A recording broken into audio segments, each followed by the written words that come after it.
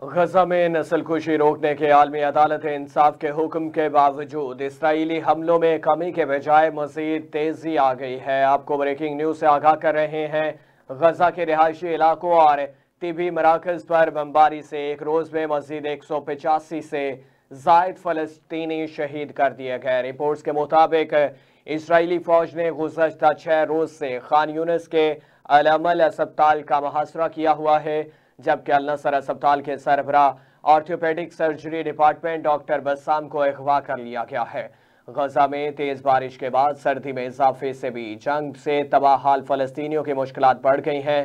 دوسری جانب اسرائیل کی جانب سے اقوام متحدہ کی امدادی ایجنسی UNRWA کے کارکنوں پر اسرائیل پر حملوں میں ملوث ہونے کا الزام عائد کیا گیا ہے، جس کے بعد امریکہ، برطانیہ، کینیڈا اور آسٹریلیا نے UNRWA کی فنڈنگ روکنے کا اعلان کر دیا ہے، جبکہ آئرلینڈ اور ناروے نے فنڈنگ جاری رکھنے کا فیصلہ کیا ہے۔